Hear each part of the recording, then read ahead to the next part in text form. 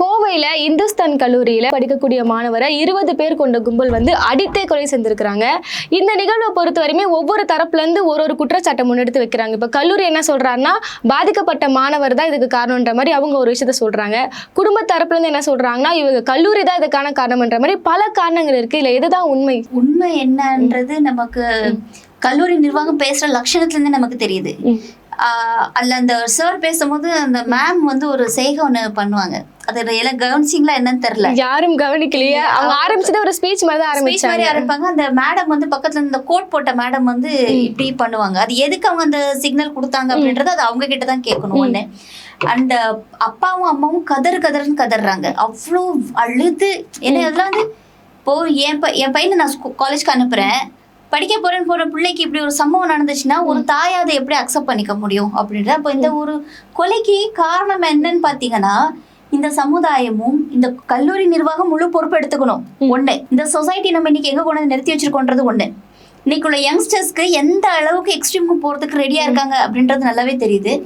இந்த சம்பவங்கள் நடந்தாலும் கூட அதை மூடி மறைக்கிறதுக்கு அரசே துணையா இருக்கு அப்படின்றத ரொம்ப முக்கியமான ஒரு பார்வையா பார்க்கணும். ஒரு விஷயம் நடந்தா இல்ல பொறுப்பு யார் எடுத்துருப்ப, இந்த பையனை அடிச்சு கொண்டிருக்காங்க, இதுக்கு காலேஜ் நிர்வாகமும் பொறுப்பெடுத்துக்கல, இதுக்கு அரசு தரப்புல இருந்தும் பொறுப்பெடுத்துக்கல. இது என்ன சொல்றாங்கன்னா கோஷ்டி மோதல்னு சொல்றாங்க. அமைச்சர் ராஜ்மோகன் சட்டசபையில பேசும்போது சரியா அவங்க அம்மா அப்பாவோட அழுகையை பார்த்தாரா பார்க்கலையா, இல்ல அந்த மாதிரியான வியூஸ் மட்டும் வீடியோஸ் மட்டும் இவங்களுக்கு தெரிய மாட்டேங்குதுன்னு நினைக்கிறேன். அப்போ இவங்களா ஒரு விஷயத்த பேசுறது, போதைப் பொருள் இந்த கும்பல் வந்து குழந்தை இந்த பையன் வந்து காமிச்சு கொடுத்துருக்காப்ல அதனால வந்த பிரச்சனை அப்படின்னு. இந்த பையனுக்கு இந்த மாதிரி ஒரு சம்பவம் நடக்கும்போது கூட இன்னொரு பையனும் இருந்திருக்கிறான். அந்த பையனும் தான் சேர்ந்து போய் அந்த விஷயங்கள் கேஸ் கொடுக்கும் போது போனதா இருக்கட்டும், போலீஸ் ஸ்டேஷன்ல போய் கேஸ் கொடுத்ததா இருக்கட்டும், இந்த பையன் ஈச் அண்ட் எவ்ரி திங் அவங்க அப்பா கிட்ட அப்டேட் பண்ணிருக்கான். அவங்க அப்பா அதுதான் சொல்றாரு, என் பிள்ளை எல்லாமே என்கிட்ட தொடர்ந்து சொல்லிட்டு இருந்தான், என்கிட்ட அவன் எல்லாமே சொன்னான். அப்ப கூட போன பையனை அடிச்சு அந்த பையன் ஓடிட்டான். இப்ப என்ன சொல்றாங்க, ஒரு சில பேர் சொல்றாங்க அந்த பையனை வந்து ஓட வச்சாங்க அப்படின்னு, இன்னொரு சொல்றாங்க அந்த பையன் தப்பிச்சுட்டான், இந்த பையன் மாட்டிக்கிட்டான். சோ இந்த பையனை அடிச்சு கொண்டது அந்த பையனே சாட்சியா இருந்திருக்கிறான். இப்ப காலேஜ் என்ன சொல்லுது அப்படின்னா, இது வந்து கோஷ்டி பூசல். அது எப்படி ஒரு 20 பேர் கொண்ட கும்பல் ஒருத்தர் அடிச்சு சாகடிக்கிறாங்க, இது எப்படி ஒரு? அப்ப இந்த காலேஜோடைய நீங்க லைசன்ஸ், இந்த காலேஜோடைய இது எல்லாத்தையுமே நீங்க கேன்சல் பண்ணணும்ல. இந்த காலேஜ் இந்த நிர்வாகம் வந்து ஒரு திறனற்ற நிர்வாகத்தை நம்பி எப்படி நாங்க எங்க குழந்தைங்களை அனுப்ப முடியும்னு ஒரு கேள்வி வருது இல்ல. நீங்க பேரை மட்டும் பெருசா நீங்க வச்சிருக்கீங்களே, இந்த காலேஜ்ல தொடர்ந்து இது நடந்துட்டு இருக்குன்றாங்க. இன்னொரு முக்கியமான ஒரு விஷயம் பாத்தீங்கன்னா, ஏகப்பட்ட கிரைம்ஸ் இப்ப தொடர்ச்சியா சின்ன வயசு யங்ஸ்டர்ஸ், டீனேஜர்ஸா இருக்கட்டும், இல்ல ரொம்ப ரொம்ப சின்ன வயசோட தொடர்ந்து நடக்கிற இன்சிடென்ட்ஸ் கோயம்புத்தூரை சுத்தி தான் நடக்குது. நிச்சயமா நிறைய பயங்கரமான சம்பவங்கள், ஆணவ படுகொலைகள், இது மாதிரி எல்லா விஷயங்களும் கோவை சுத்தி நடக்குது. பாலியல் வன்கொடுமை சமீபத்தில் ஒரு 10 வயது சிறுமியை வந்து பாலியல் வன்கொடுமைக்கு உள்ளாக்கி இருந்தாங்க, கொலை செய்யப்பட்டு கொடுமையா சாவடிச்சாங்க. அப்ப இங்க என்ன நடக்குதுன்னு பாத்தீங்கன்னா, ஒரு உயிர் போயிடுச்சு அப்படின்னா அந்த சாவுக்கு விக்டிம் பிளேமிங் பண்றது. இதை எப்படிலாம் இப்போ காலேஜ் வந்து பண்ணது மிகப்பெரிய தப்பு. அவங்க வந்து கிட்டத்தட்ட விக்டிம் பிளேமிங் தான் பண்ணிருக்காங்க. அந்த பையன் வந்து சமையல்காரர் அவங்களுடைய பிரச்சனை ஆனதால நாங்க வந்து காலேஜ் இருந்து நீக்கிட்டோம். சோ காலேஜ்ல இல்ல, ஹாஸ்டல்ல இல்லன்றதே எங்களுக்கு தெரியாது, வெளியே ரூம் எடுத்து தங்கியிருக்காப்ல. அப்ப நீங்க எவ்வளவு முரண்பாடான விஷயம் பேசுறீங்க. ஒண்ணு, நீங்க காலேஜ்ல இருந்து நீங்க வந்து சஸ்பெண்ட் பண்ணிருக்கீங்கன்னா காலேஜ்ல தங்குறதுக்கான வாய்ப்பே இல்லை. நீங்க காலேஜ்ல சஸ்பெண்ட் பண்ணிருக்கீங்கன்னா ஹாஸ்டல்ல இருந்து சஸ்பெண்ட் பண்ணல நீங்க. அப்ப காலேஜ்க்கு வந்துட்டு இருக்காப்லையா, அது நீங்க தெளிவா சொல்லவே இல்லை. ரெண்டாவது, காலேஜ் நிர்வாகம் தான் கூப்பிட்டு கேட்டிருக்குன்றாங்க, யார் யாரெல்லாம் போதை பொருளை யூஸ் பண்றாங்க சொல்லுங்கன்னு. அந்த பையன் நிறைய பேரோட பேர் லிஸ்ட் அவங்க கொடுத்துருக்கான். இன்னொன்னு சொல்றாங்க, போலீஸ் ஸ்டேஷன்ல போய் இந்த கம்ப்ளைண்ட் வந்து இதாயிருக்கு, போலீஸ் சொல்லிருக்காங்க நாங்க நீங்க சொன்னதை வெளியே சொல்ல மாட்டோம்ப்பா, நீ பேரை சொல்லுன்னு சொல்லிருக்காங்க. இந்த பையன் பேரை சொல்லிருக்கான். ஆனா இது சொல்ல வேண்டிய அவசியம் என்ன? இதுக்கு முன்னாடி ஏதாவது பிரச்சனை நடந்திருந்தா அதோட தொடர்ச்சியான பிரச்சனை. ஒரு கல்லூரி நிர்வாகம் எப்படி கேட்பாங்க, இப்ப யாரெல்லாம் பயன்படுத்துறாங்க என்கிட்ட டீடைல்ஸ் கொடுனா, இதன் மூலமா கல்லூரி நிர்வாகத்தால எந்த ஒரு நடவடிக்கையும் எடுக்க முடியாது இல்லை. ஏன்னா அவங்க கல்லூரிக்கு தானே கெட்ட பேர் வரப்போகுது. அப்ப இந்த ஸ்டேட்மெண்டே கொஞ்சம் முரண்பாடா இருக்குல்ல. அதுதான் சொல்றது. இப்ப அவங்களுக்கு வந்து அதை பத்தி எல்லாம் கவலை இல்ல. ஃபீஸ் வாங்கணுமா, ஒரு நேம வச்சோமா, காலேஜ் என்னைக்கு ஒரு பெரிய பிரபலங்களை கூப்பிட்டோமா, டான்ஸ் ஆட வச்சோமா, ஓ எங்க காலேஜ்க்கு இந்த ஸ்டார் வந்தாரு, அந்த ஸ்டார் வந்தாரு, இந்த இன்ஃபுளுசர் வந்தாரு. என்னைக்கு காலேஜுக்கு உள்ளால ஒரு டாக்டர், ஒரு பெரிய பெரிய ஹையர் அஃபிஷியல்ஸை தவிர இந்த யூடியூபர், இந்த இன்ஸ்டாகிராம் இன்ஃபுளுசர்ஸ், நம்மளும் யூடியூபர் தான், ஆனாலும் நாளைக்கு ஒரு கல்லூரி நிர்வாகம் என்ன அழைச்சிச்சுன்னா நான் ஓப்பனா சொல்றேன், எனக்குலாம் அந்த தகுதி இல்லை, நீங்க வேற யாராச்சும் கூப்பிடுங்கன்னு சொல்லலாம். இப்போ பொலிட்டிக்கலா நம்ம பேசுறோம் அப்படின்னா பொலிட்டிக்கல் ஸ்டேஜ்னு ஒண்ணு தனியா இருக்கும், அது கல்லூரி கிடையாது. அந்த ஸ்டேஜ்ல கூப்பிட்டா நம்ம அங்க போய் பேசிக்கலாம், நமக்கான ஒரு வியூஸ் இருக்கு, இதுதான் என்னுடைய அரசியல் பார்வைன்னு பேசுறது வேற. கல்லூரியில பலதரப்பட்ட குழந்தைங்க படிக்கும் போது நீங்க அங்க வந்து ஒரு ஒரு குப்பைங்க, குப்பை அவங்கள கூப்பிட்டு நீங்க வந்து ப்ரோக்ராம் பண்றீங்கும் போதே உங்க தரம் எந்த அளவுக்கு கேவலமாயிட்டு இருக்குன்றது ஒரு விஷயம் இருக்கு. இல்ல கல்லூரி பெயரை காப்பாத்த பாட்டிருக்காங்களே. இப்போ கல்லூரியில ஒரு சமயக்காரன் அவங்க வேலை செய்யறவங்கள ஒரு அடிச்சு ஒரு கலவரமா மாறி இருக்குன்னா அந்த சமயத்துல உங்க காவல்துறைக்கு இன்ஃபார்ம் பண்ணிருக்கணும்ல. அந்த எஃப்ஐஆர் எங்கன்னு கேட்கணும், நீங்க கம்ப்ளைண்ட் பண்ண விஷயம் எங்கன்னு கேட்கணும். சும்மா உங்க வாய்க்கு வந்த கதையில நீங்க அடிச்சு விட்டுட்டு அப்ப அவங்க கம்ப்ளைண்ட் பண்ணல கேட்கறதுக்கு ஆள் இல்லைன்னா இப்ப எந்த சமையல்காரர் அடிச்சா, இப்ப நீங்களும் நானும் ஒரே காலேஜ்ல படிக்கிறோம்னு வச்சுக்கோங்க, உங்களை சம்பந்தப்பட்ட ஒரு விஷயம் நடக்குன்னா எனக்கு தெரியுமா தெரியாதா? ஏதோ அந்த பையனுக்கு ஒரு க்ளோஸ் ஃப்ரெண்ட்ஸ் இருக்கணும்ல, ஏதோ ஒரு குழந்தைங்க 2 பேராச்சும் தெரியணும்ல. இப்போ அந்த பையன் வந்து சமையல்காரங்களை அடிச்சாங்க அப்படின்னா அந்த டைம்ல யாரெல்லாம் நின்றாங்க, இது அந்த பையன் கூட சேர்ந்து ஒருத்தர் யாராச்சும் கேன்டீன்கோ ஒரு காஃபி ஷாப்க்கோ எந்த பையனும் தனியா போக மாட்டான், எந்த பொண்ணுங்களும் காலேஜ்ல தனியா போகுது. யாரோ ஒருத்தர் நமக்கு தோணுது. இப்போ ஆஃபீஸ்லயுமே நம்ம யாரையா கூப்பிட்டு தான் நம்ம போறோம், யாரும் தனியாட்டுலாம் போறோம், என்ன பசி வந்தாலும் நம்ம கண்ட்ரோல் பண்ணிக்கிறோம். இது வந்து ஒரு ஹியூமன் சைக்காலஜி. அப்போ இந்த சம்பவம் நடக்கும்போது யாரோ ஒரு விட்னஸ் வந்துருக்கணும்ல. அப்ப நீங்க எந்த தைரியத்துல நீங்க சொல்றீங்க காலேஜ் எதிர்த்து யாரும் பேச மாட்டாங்க, நீங்க சொன்ன கதையை வந்து வேற யாரும் ரீக்ரியேட் பண்ணல? இது வந்து கதையாக இல்லைன்ற முடிவுக்கு வந்துட முடியாதுல்ல. இப்ப அவங்க என்ன சொல்ற விஷயம்னா எங்களுக்கு இந்த சம்பவம் நடக்கிறதுக்கு முன்னாடி நாங்க சஸ்பெண்ட் பண்ணிட்டோம் அப்படின்ற போக்குக்கு வராங்க. அதுதான் இது வந்து கை தொடச்சு விடுறது, புரியலையா? இப்ப நாங்க வந்து சஸ்பெண்ட் பண்ணிட்டோம், 10 நாள் காலேஜ்க்கே வரல, இந்த பையன் வந்தான், அடிதடி நடந்துச்சு, இந்த பையனை கொண்டுட்டாங்க, இது எதுவுமே எங்களுக்கு தெரியாது.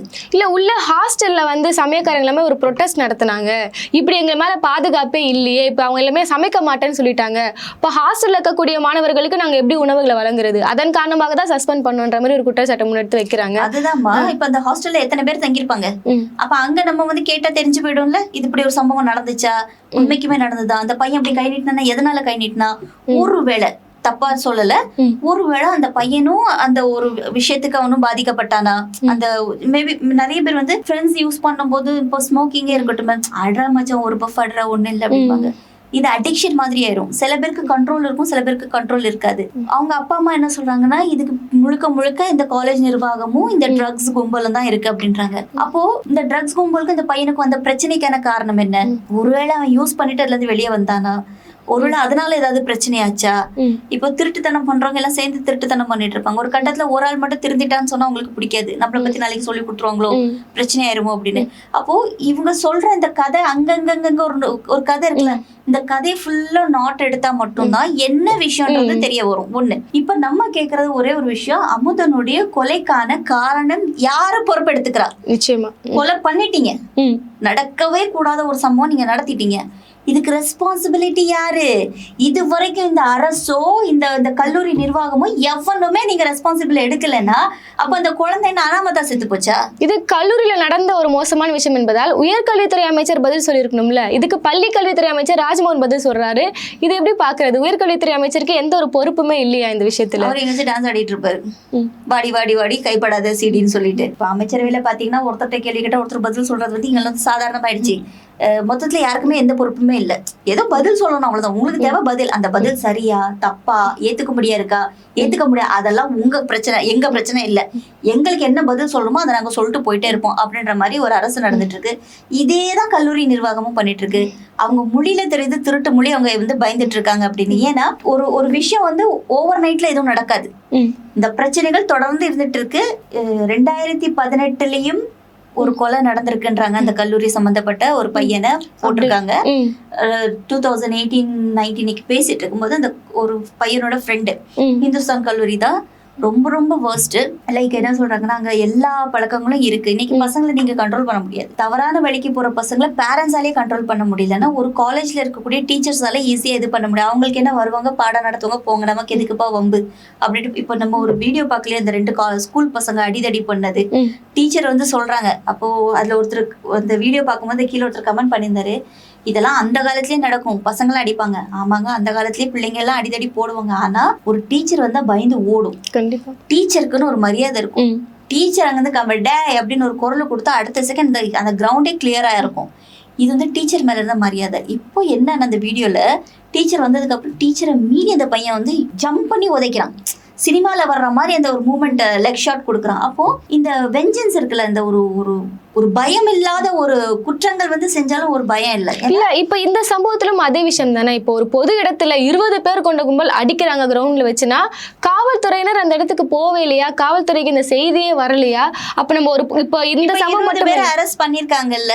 இல்ல சில பேர் மட்டும்தான், ஒரு 17 வயசு சிறுவன் உட்பட ஒரு 5 பேர் மட்டும் கைது செஞ்சிருக்காங்க. மிச்சம் 15 பேர் எங்க என்ன ஆனாங்க, எங்க போனாங்க, எங்க ஒளிஞ்சிட்டு இருக்காங்க அப்படின்ற இருக்கு. அப்ப இந்த சம்பவம் நடந்து இத்தனை நாள் வரைக்கும் அவங்களை அரெஸ்ட் பண்ணவே இல்லை. இப்ப இவங்களை அரெஸ்ட் பண்ணாலும் இவங்களுக்கு நீங்க உடனே தண்டனை கொடுக்க போறதும் கிடையாது. அப்ப என்னன்னா எப்படி குற்றங்கள் குறையும்? நீ என்ன பிடிக்கவே இல்லடா, டேஷுக்கு சமம் நீங்க, இந்த சட்டமும் இந்த சட்டம் ஒழுங்கும் எனக்கு டேஷ்க்கு சமம் நினைச்சதுனால தான் அந்த பையன் அது பண்ணான். இப்போ பண்ணிட்டு நீங்க சொல்றீங்க 5 பேர் தான் அரெஸ்ட் பண்ணிருக்காங்க, 15 பேர் எங்க போனாங்கன்னே தெரியாது அப்படின்னா, அப்போ இந்த போலீஸ் என்ன வேலை செஞ்சுட்டு இருக்கு, இந்த காவல்துறை என்ன பண்ணிட்டு இருக்கு?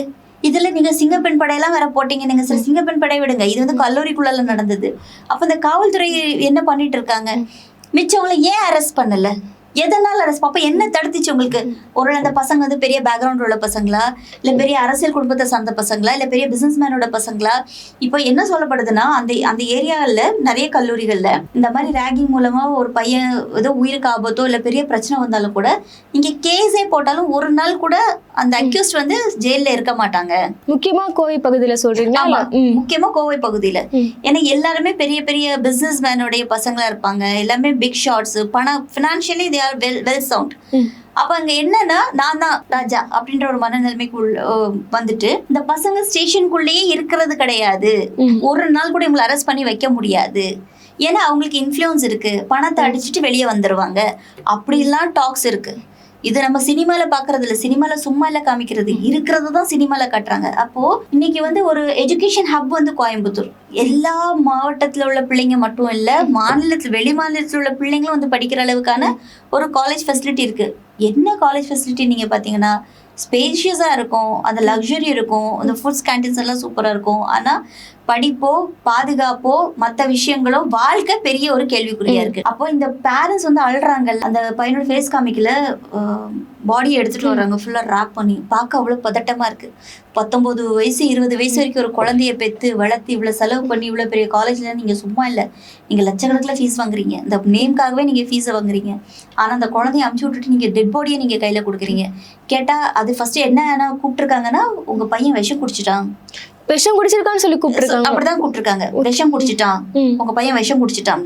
இங்க வந்ததுக்கு அப்புறம் தான் தெரியுது உங்களை அடிச்சு இந்த பையனை கொலை பண்ணிருக்காங்க. அப்ப இந்த பொய் எதுக்கு இவங்க சொன்னாங்க? ஆரம்ப காலகட்டத்தில இருந்து இந்த பொய்க்கான விஷயம் என்பது அவங்க திட்டமிட்டு தான் சொல்லிருக்காங்க. அது அவங்க அம்மா சொல்றாங்களே, விஷம் குடிச்சிட்டான்னு சொல்லி எங்களை கூப்பிட்டாங்க, எங்க கிட்ட எதுவுமே சொல்லவே இல்லை, இங்க வந்ததுக்கு அப்புறம் தான் தெரியுது இவ்வளவு பெரிய பிரச்சனை நடந்திருக்கு அப்படின்னு சொல்லிட்டு. அப்போ விஷம் குடிச்சிட்டான்னு சொல்லி நீங்க என்ன மறைக்கிறதுக்காக அந்த பொய்ய சொன்னீங்க? இல்ல மறைக்கலாம், இல்ல இதை வந்து நம்ம மாத்திக்கலாம்னு சொல்லிட்டு ஒரு முடியாத வருஷம் இல்ல போஸ்ட்மார்ட்டம்ல இதெல்லாம் வந்திருக்கு, சுத்திலால அந்த பையனை அடிச்சிருக்காங்க. பெரிய அவங்க அப்பா சொல்றாரு. ஆமா, சுத்திலால எல்லாம் அடிச்சிருக்காங்க. அப்ப இந்த சுத்தில வச்சு அடிக்கிறது, ரத்தத்தை நக்குறது, வெட்டுறது, குத்துறது, இதெல்லாம் இன்னைக்குள்ள யங்ஸ்டர்ஸ் ரொம்ப விரும்பி பார்க்குற சினிமால வரக்கூடிய மோஸ்ட்லி இருக்கக்கூடிய சினிமால இருக்கு. சமீபத்துல ஜனநாயகன் படத்தை பார்த்து தலைவன் வழியிலேயே பாத்தீங்கன்னா அந்த கோடாலியால அடிச்சு கொண்டு அதே விஷயம் கோயம்புத்தூர்ல கிணத்து கடவுல தான் அதுவும் நடந்துச்சு. 16 வயசு பையன் 22 வயசு பையனும் சேர்ந்து 22 வயசு பையனை அடிச்சு கொண்டு ரத்தத்தை நக்கி ரீல்ஸ் போட்டு அமுச்சு விட்டாங்க. இதே கோயம்புத்தூர்ல தான் இப்ப இந்த விஷயமும் நடந்திருக்கு. சோ இவங்களுக்கு வந்து வன்முறைகள்லாம் வந்து ஊட்டப்படுது சினிமா மூலமா. இவங்களுக்குலாம் இது வந்து ஒரு ஹீரோயிசம். இன்னைக்கு ஹீரோவை எப்படிங்க இன்ட்ரோ பண்றாங்க ஒரு படத்துல? வில்லன் அடிச்சு கொல்ற மாதிரி, அடிச்சு கொண்டாதான் ஹீரோ. ஒருத்தர் சாவுனா சாதாரணமா சாகக்கூடாது, கழுத்தை அப்படி தனியா வெட்டிடணும், அப்படி கழுத்தை கிச்சு கிச்சுன்னு அறுத்துடணும், இல்ல கண்ணை உடைக்கணும். அந்த கோடாலியோட ஒரு இன்ட்ரோ கொடுத்தாதான் ஒரு மாஸ் ஹீரோ அப்படின்ற மாதிரி. ஸோ இவங்க வந்து இந்த ஃபைட்டிங் சீனுக்காகவும் இவங்க இந்த பிசினஸோட எதுக்காகவும் பண்றது. அதனால அந்த லாஸ்ட் வீடியோல கூட நாங்க பேசும்போது சொல்லியிருந்தேன், சமுதாயம் கெட்டு போறதுக்கு மிக முக்கியமான காரணம் லோகேஷ் கனகராஜ் போன்ற இயக்குநர்களால. ஏன்னா இவங்க காமிக்கிற அந்த வன்முறைகள் இருக்குல்ல, ரொம்ப சாதாரணமாயிடுச்சு. ஒருத்தனை துடிக்க அடிச்சு கொண்டா நம்மளாம் அந்த சீன் முதல்ல கண்ட மூடுவோம், நமக்கே ஒரு அச்சமா இருக்கும் ரத்தத்தை. இன்னைக்கு அதை வந்து அடிச்சு கொண்டு ரீல்ஸ் போட்டு அதன் மூலமா வியூஸ் வாங்குறது இப்ப சமீப காலங்கள்ல பெருகிடுச்சு. ஒரு 3-4 பசங்க அந்த ட்ரெயின்ல கூட பண்ணானுங்களே, ஒரு நார்த் இந்தியன் லேபரை வந்து பண்ணானுங்க திருத்தணியில. சோ இது அந்த ஆட்சி இந்த ஆட்சின்னு கிடையாது, சினிமா மோகங்கள் என்னைக்கு அதிகமாச்சோ அன்னையில இருந்து இந்த பைத்தியகாரத்தனமான விஷயங்களும் இந்த மாதிரி கிரைம்ஸும் ரொம்ப அதிகமா இல்ல ஆட்சி கட்சி இது எல்லாத்தையுமே தாண்டி ஒரு குற்றம் நடக்கும்போது, தனது அரசாங்கத்தின் கீழ் ஒரு குற்றம் நடக்கும்போது கடந்த திமுக ஆட்சி காலத்துல இந்த மாதிரி ஒரு பொறுப்பற்ற பதில் என்பது வராது.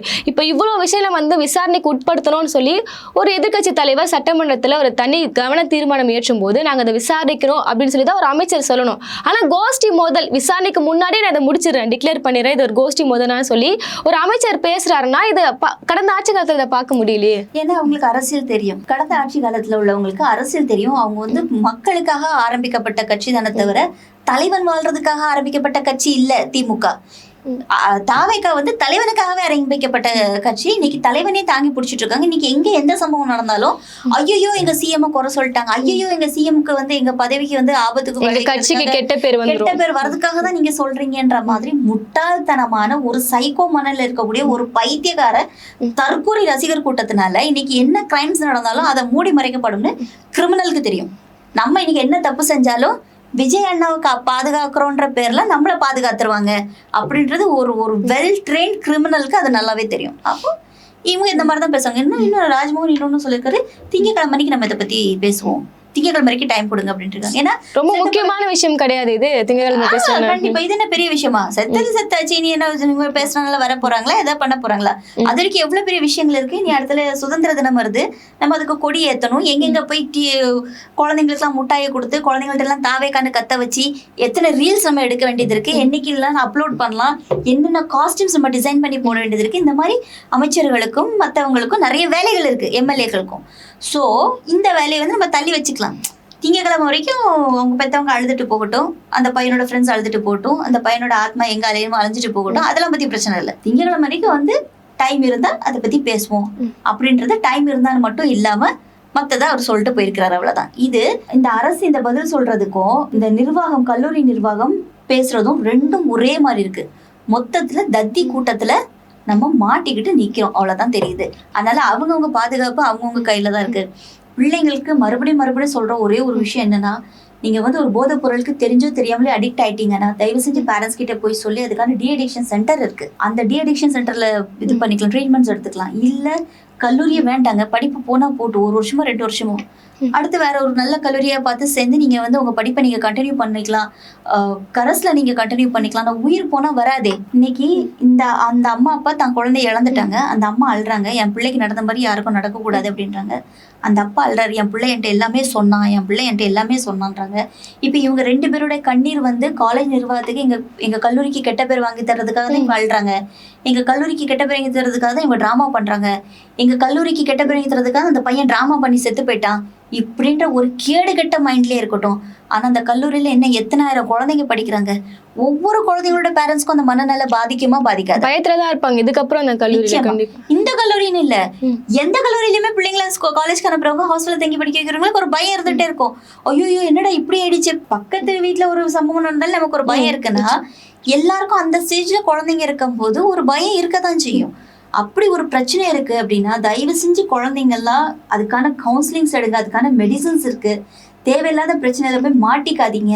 உங்களுக்கு ஒரு தப்புன்னு தெரிஞ்சிருச்சு, உங்களுக்கு பாதிப்புன்னு தெரிஞ்சிருச்சு, உங்க பேரண்ட்ஸோட கைட்லைன்ஸ் இல்லாம இன்னைக்கு நம்ம யாரையுமே நம்ப முடியல. பாருங்க அந்த பையன்கிட்ட போலீஸும் சரி காலேஜ் நிர்வாகமும் சரி நாங்க வெளியே சொல்ல மாட்டோம் தானே அந்த பையன்கிட்ட வாக்குமூலம் வாங்கியிருக்காங்க. அப்படியே அவங்க அப்பா அம்மா சொல்றாங்க. ஆமா அவங்க அப்பா அம்மா தான் அதுவும் சொல்றாங்க, வாக்குமூலம் வாங்கியிருக்காங்க. அப்புறம் அந்த பையனை இன்னைக்கு அடிச்சே கொண்டுட்டாங்க. அப்ப அந்த பையன் நம்பி தானே சொல்லியிருப்பான்.